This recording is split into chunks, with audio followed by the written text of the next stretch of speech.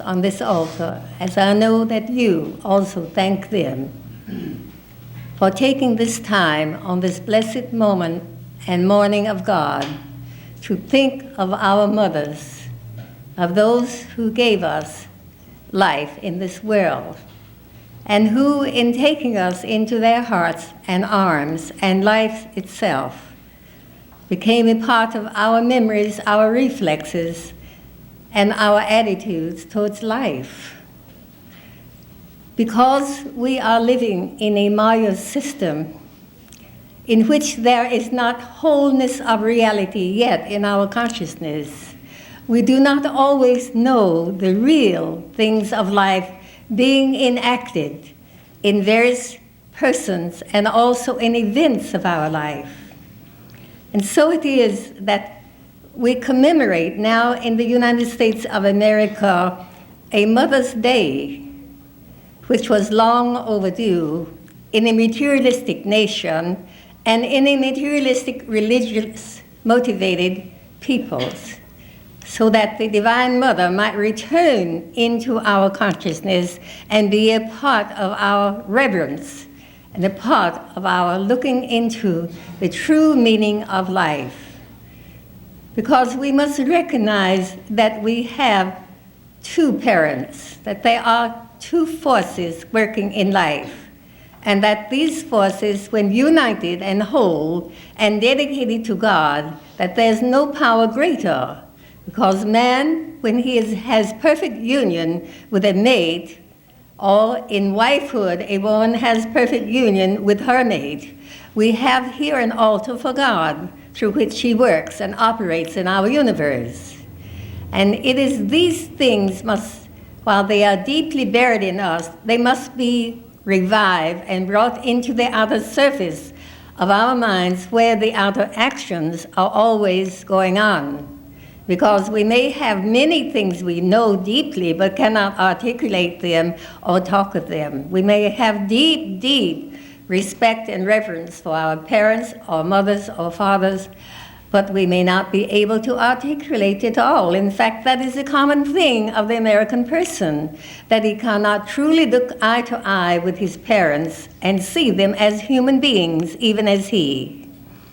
We know this begins especially when the child reaches his 7th year, but is especially pronounced in his 14th year, when he is very, very much in conflict with his parents because he is trying to be an ego on his own willpower and force.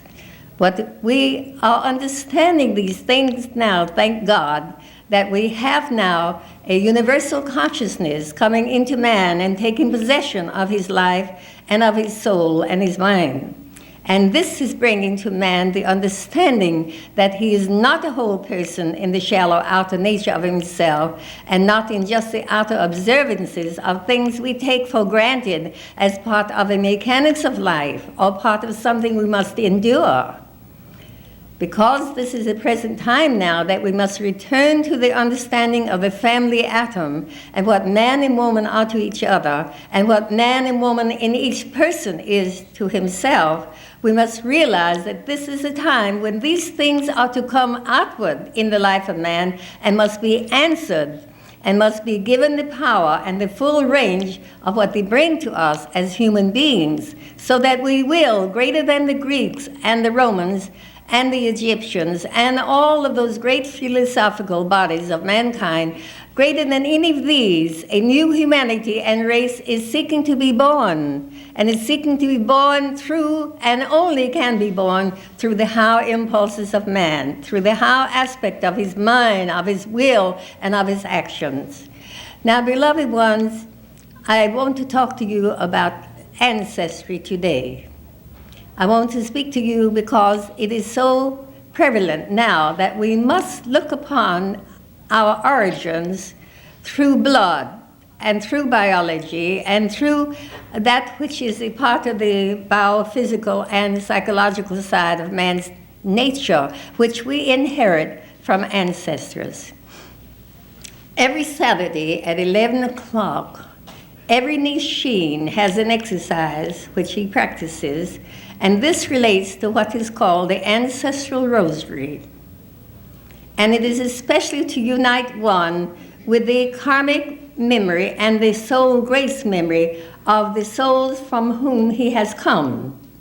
And it is in this sort of recollection and exercise that one begins to realize that he has many alien forces in his own nature contesting his origins, contesting the memory of his origins, and especially contesting some sort of will which he feels is not his own, which takes possession of him and directs his conduct, his behavior, and his attitudes towards life. Now, in the past, in great history, we know that all great nations, all civilizations have given us records of ancestral worship. And if we are to look upon that as a thing that is over here and not to understand it, if we do not have the Niscience knowing or understanding of this, we are simply becoming spiritual snobs and looking down upon this thing and saying, oh, that was for more ignorant people when they lived in more primitive sides of their nature. But looking into their cultures, we find this is not the case. That such persons having ancestral worship had great culture regarding art and regarding mechanical things which we do not even know today. The Egyptians left mysteries concerning great mechanical things regarding the movement of objects and also regarding that which we call matter, and especially regarding the dead. And the Chinese have left to us, out of that marvelous ancestry of souls living together, not only the philosophy of the Tao, but they also left to us great knowledge of chemistry, which we are presently getting ready to inherit, and which will come into this world as other forms of approach to medicine. So we also have out of the East, out of the Hindu world, we have marvelous knowledge, even way beyond the Vedas, in which ancestors in that time left to us something of cultures which we are trying to incorporate into our nature through the art of meditation, through the speaking of the mantra, and especially through a knowing wisdom of intuition, which is God realization in every man, or Buddhi consciousness awaiting to come to birth. But beloved one, you are here in this world as a physical being. You are in the Western world. You have been born in the Western body. You have incorporated into yourself many, many lives which are seeking to come forth and give you the grace of their memory. But they are coming in their right timing because your soul is a great director as to when they are going to come and when you are going to be able to bear them or use them or utilize them, because God is a great utilizer. He does not give you anything that you cannot also do something with. And the laggard, and that one which is in Tamas, is the one who does not utilize that which he is being given from all the wisdoms which are buried inside of him. This is a very laggard person. But we know that such a person is living in this world, in that he is our responsibility to teach him if he will. But we also have the Rajasic nature, which may come out of karmic lives or past lives or ancestral memories. And this nature, which is overheated, overzealous, but finally getting its balance, taking some sattvic within it, we have here in the balance. But if there comes into this world born one sweet soul who is in harmony to these three forces, which are controlling our energy processes, when there comes such a sweet soul born, we know there is a light shining on the horizon of humanity, and there is a rising of souls in which things are coming forth to birth, to realization in the world, to another level of consciousness, or a level in which man will use the Buddhi consciousness with understanding. He who has a Buddhi consciousness understands his ancestry and has seen his countless lives, has communed with the flow of their essence in his mind's strengths, and has begun to use them or is using them now. And thus these rare souls in the world become our teachers or leaders who have within them reverence and spirituality, and they look upon their ancestry with the right attitudes of spiritual, healthy normalcy, rather than with the attitudes of shrinking from that invisible thing that is controlling my sexual life, controlling my emotions and greeds and my possessivism, and saying, and sometimes being cowardly and blaming it all on the ancestor for that which one wants to do out of his own will. So, beloved ones, in studying ancestry now, we're going to realize that those who are yet in what we call tribal genesis, who are in Tamas, have within them 70% of rulership by ancestors. They are ruled by the habits of memory they have inherited from their ancestors, and their compulsions of hatred or their compulsions of separation, all caused by a common combined thought body which comes and is inherited out of ancestry, only having 30% of one's own choice as to what he does with his own life, and very little of that more often. Then we have another 60%, which we have given to us out of life in which man depends upon his ancestors as to his immediate children. He is seeing his ancestors portrayed in the birth of an infant, and he is seeing in the face of the child in the first 12 days. He is seeing in the face of that child the look of his grandfather or grandmother. But in the case of a male child, of his grandmother; in the case of a female, in the case of his grandfather. In the first 12 days when one is born, there's imprinted upon the face of that child the features of his ancestral inheritance from immediate ancestors which are over him in biological instinct and the subconscious. So, beloved ones, we are our ancestors until we have reached total union with God and know Him as the origin of our being.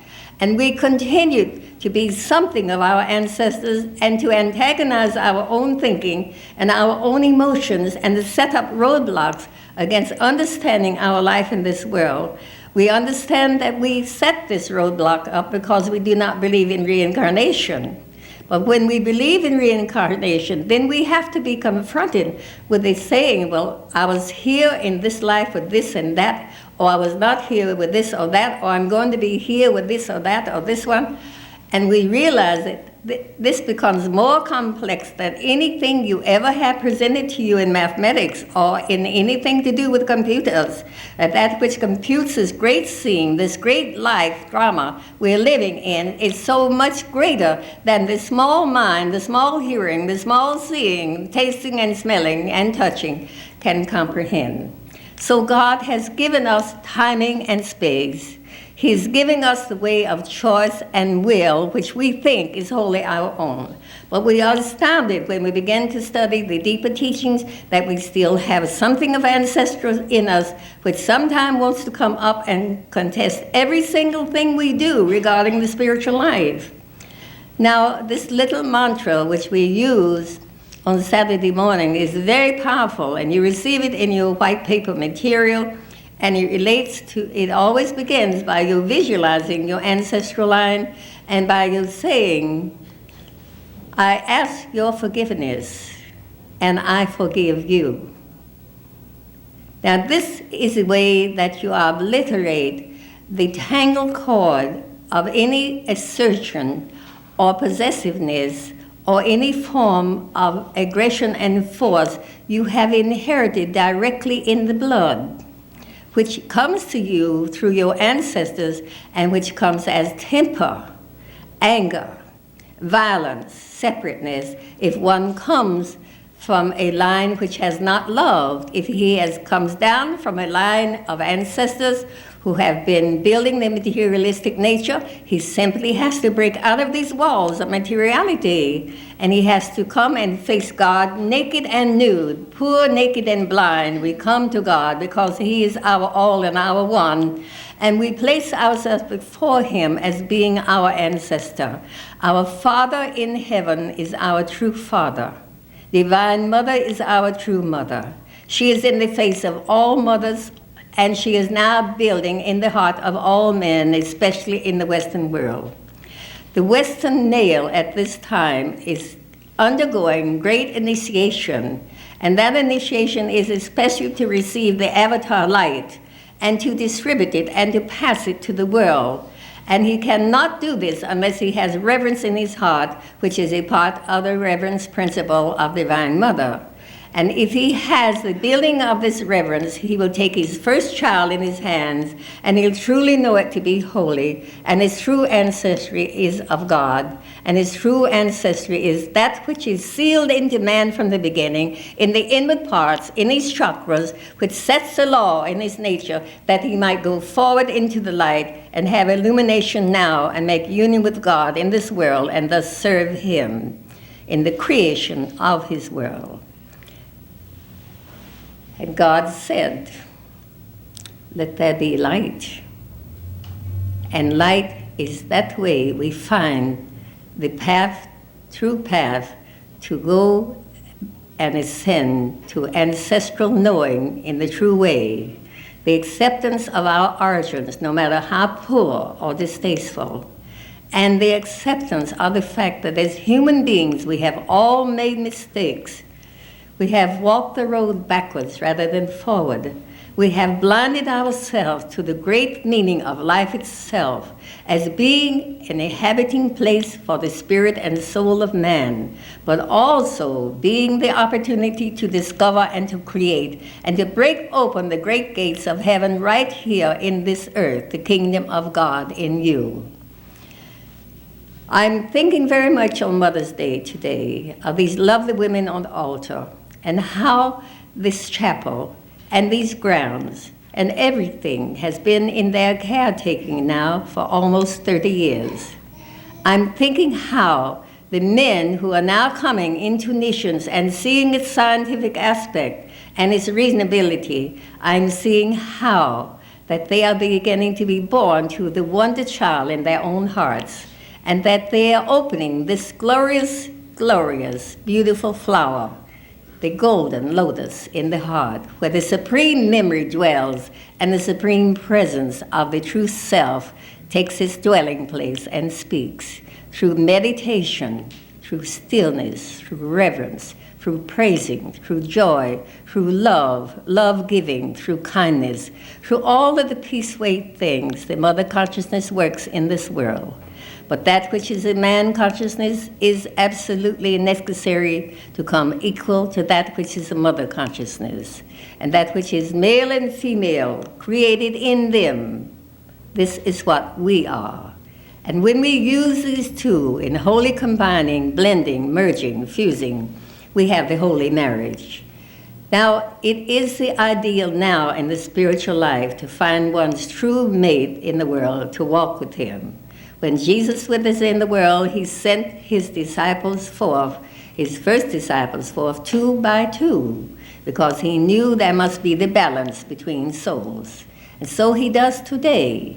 He chooses in the household of life the true marriage, the sending forth by the two. Now, about 10 years ago, I began to recognize in Niscience that I was beginning to meet God-sent men. I cannot tell you how happy it made me, because it made me know that men of the world were now turning out of the totally rational and mental approach to God, and that they were moving away from materialistic religions, and that they were moving into wisdom consciousness of the Buddha and beginning to understand the mother principle and to accept it, for no male initiate can enter into the most high parts of the path until he takes into his consciousness the feminine principle. And that is why the East for so long has worshipped the Divine Mother, because they know this. And the churches which survive, beloved ones, in this world of the future will also incorporate the mother principle as well as the masculine. Now, we on this altar give you the sacrament served by 2 persons, one male and one female, for a specific reason, because we believe that the bread passed on in the sacrament is the bread which contains these 2 elements of father and mother principle. We believe that this must function to make a religion live, that one must be a nursling at the breast of his mother, of his religion. He must be a nursling and be willing to be trained as if he were at the breast, as if he was learning to crawl and to walk, and learning to obey and live in discipline under his beloved parents. This is how we enter the Niscience of spiritual life, is that we must take on these disciplines and take them wholly and completely into our being. And then we must take on the rationality of how to reason and to have a common sense in this world, to not do the mystical and impractical things of what is more or less left ordinarily to the female consciousness. And it is true, a double yin woman has no sense. She is always laying eggs but never hatching them. And this is so in the case of also a double yang woman. She is always intruding in men's affairs where she doesn't belong, because man has his affairs and woman has her affairs. All of this is part of their growing together and learning together, these two acting as a foil for one another to develop the perfect thing. Everything in the world is based upon the yin and yang principle, the Shakti and the Shiva. All of this is based upon the same. So we must realize that worlds are created when there's a gathering of the mother principle, a black hole, and then there's a gathering of the white hole. This comes a manifestation, and this becomes the father consciousness. So man comes in this world with these two aspects. He cannot escape them. And when he goes off the track and thinks he's just one, then he's certainly in fallacy. He's certainly in the state of ignorance, and he is going to run against solid walls of his own making. Now, in the spiritual life, you do not make walls. You recognize that you have been born to an enclosure world where there are a lot of ideas waiting for you. But you've got to teach that child when he comes here that he must overcome the enclosure ideas which make him separate from anybody else. That the enclosure ideas that take him apart, these are the things that cause evil in this world. And even in that which we call church, we have the evils of creed which separate men from each other in their search for God. We are now entering a creed-less age, a non-creed age. We're entering the time when racist veils are falling, national veils are falling. A new civilization is being wombed, being born on the inner planes, and is emerging through our consciousness. And it's our study of everything we can apply to, which is in rational balance of our natures, we must adhere to. And we must take ourselves in hand and discipline ourselves with these two great principles in our natures. Yes, you do come down from maybe scoundrels or slaves, or you may come down from great men or women. But somewhere along, there's always a scoundrel who wants to get in. And we are tested by this, but we also must look upon him and say, I forgive you. I ask your forgiveness. I forgive you. Now, beloved ones, in Japan, a few years ago, a certain doctor discovered that a woman having cancer, if she could only say to her husband, I forgive you, I thank you, she would be healed. That happened. And that is the whole secret, beloved ones, to say, I forgive you. To not lay the blame to any one person, but to some law that we have offended, some law we have stepped aside from. To understand that any cross we carry, it is a cross of our own making. Or any lesson or burden we are having to bear, we ourselves created it. We set it in motion because we are makers and creators. And everything we do, we create. There's not one thing going around here in this fantasy side of the mind that is not this sort of creation. And when we are creating fantasy, what happens? Nothing. Nothing but confusion, slander, gossip, non-wisdom, all these things in fantasy thinking. So now we're taking hold of the fantasy. We are using the will in the true Agni sense, that we are reaching into the true fire of the mind and the wisdom of the soul, and we are bringing forth these two forces together. We are a little simple community here, not very large. It does not take a large seed, beloved ones, to make a babe in the womb. And that is the same thing with Niscience. And it is spreading out, and it is speaking now. It's speaking through voices, hearing the truths and applying them. Stay close to your disciplines, your meditation, your mantras. Stay close to your thought of yourself being one in God. But, beloved ones, love life. Love and be interested vitally in the life force in you. Watch it. See what it is doing. Does this life force action come from ancestry, which is not of my will? Have none of it. You have the right to make choice. That's one of your greatest rights. to make choice against good and evil. So we are realizing now in the private place of stillness, in the meditation of our own heart, in that which is the true Buddhist samadhi. Here we have the way on which we come to the understanding of the rightness of life. And in that begins the rightness towards ancestral and the blessing for them who have struggled for us to be in this earth this very day, who have carried out the pitfalls of food and clothing and surviving of weather and all the things we have gone through the birth, being born by others. All this we give thanks to on this day, to the mothers of the world who have borne their children with love, who have given to their children peace and reverence and beauty, and all of the fine things possible out of the nature of the mother. The mothers of this day, beloved one, because they are trying to take on too much of the macho, or too much of materiality, or too much of the masculine. Some of them are getting overborne and overburdened because of the weight of what they have taken. But that is going to balance out. We are now entering the healing for the family atom, the return to reverence on the altars, the respect for all religions, and the incorporation of all man's worship as turning toward God. The mother principle knows and wants to speak into your consciousness. The father principle wants to act in you. When these are combined, this is the whole life in Christ. God bless you on this Mother's Day. Needless to say, you have made this a happy day for me by being here, by being a witness to our sharing. Wherever your mothers are, whether in heaven or in this earth, may they be blessed because they have borne you. But they have been just one of the doors who have borne you. There have been other mothers before them, and other mothers before them, and on and on and on, until that ancestral memory. And that is a blessing, because everything in that has said, survive in this world. There's a reason why you're here.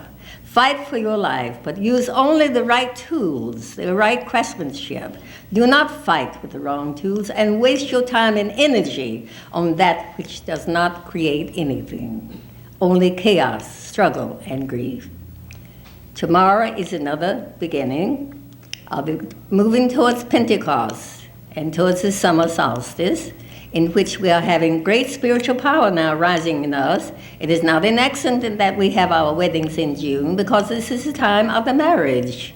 It is the time of John the Baptist, who is also the symbol of the great rural center in the base of the brain, which is also a symbol of marriage between yantra and mantra.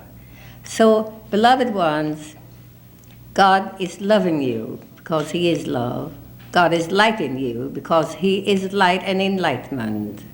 And all of his emissaries, all of his omnipresent beings are present with you. There's no absence unless you think it so. Begin now to know that you're in the holy presence at all times and living the life of unity in all things in your life.